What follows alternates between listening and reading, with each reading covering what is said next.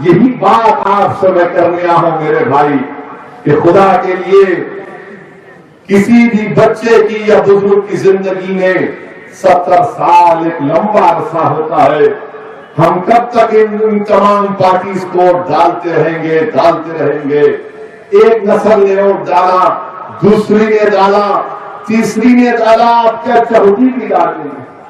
کہ ہم دنیا میں اس لیے پیدا ہوئے کہ ان کی غلامی کرتے رہیں گے؟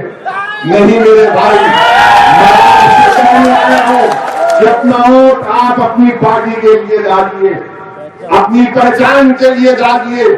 اور میں آپ سے وعدہ کر رہا ہوں کہ انشاءاللہ تعالی مجلس اتحاد المسلمین کراچی اسمبلی جب کامیاب ہو کر اللہ کے فضل و کرم سے آپ کی دعاؤں سے جائیں گے تو اتر پردیش کی ویدھان سبھا کے در و دیوار جو آج حق کی آواز سننے کے لیے تڑپ رہے ہیں, میں آپ سے وعدہ کر رہا ہوں شاملی اور کیرانہ کی عوام سے کہ جب مجلس کا ودھائک اتر پردیش کی اسمبلی کو جائے گا وہ یہ نہیں دیکھے گا کہ مکھیہ منتری کون ہے, اس کی زبان پر کوئی تالا نہیں ہوگا, اس کی زبان سے الفاظ نکلیں گے تو غریب اور مظلوم کے انصاف کے الفاظ نکلیں گے. وہ لڑے گا آپ جب کے لیے.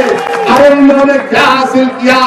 اقتدار ملا تو تاجروں کو لوٹتے, MLA بنے تو ظالموں کی طرح ظلم کرتے اور مظلوم کی کوئی رسائی نہیں ہوتی.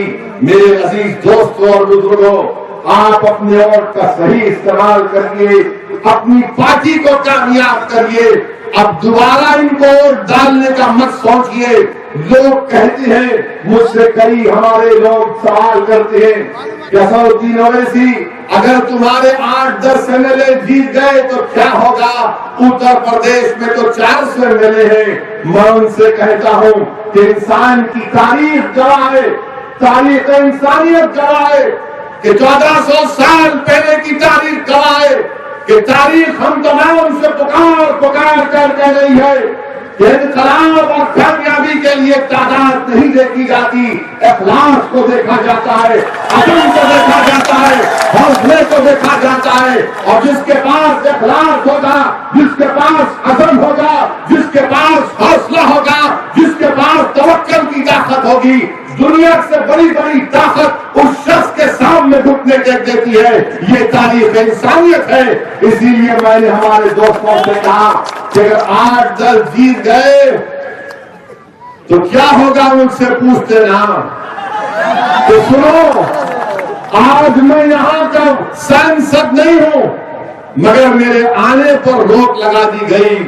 جب میرے پارٹی کا ودھائک جیتے گا تو اتر پردیش میں انشاءاللہ تعالی صحیح معنوں میں وکاس ہوگا, مظلوموں کی آواز ہوگی, ظالموں کے ظلم کا خاتمہ ہوگا.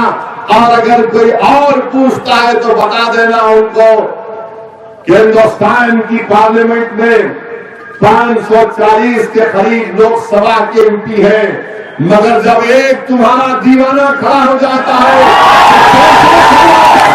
سماجواد نہیں ہے, یہ یادو واد ہے, یہ پریوار واد ہے. ارے لوک سبھا کے الیکشن میں کون جیتا سوچو تھوڑی دیر کے لیے. آپ یہ الزام لگاتے مجھ پر کہ میں فرقہ پرست ہوں, میں بھڑکاؤ بھاشن دیتا ہوں. ارے میں نہ فرقہ پرست ہوں نہ میں بھڑکاؤ بھاشن دیتا ہوں, میں کسی بھی مذہب کے خلاف نہیں ہوں.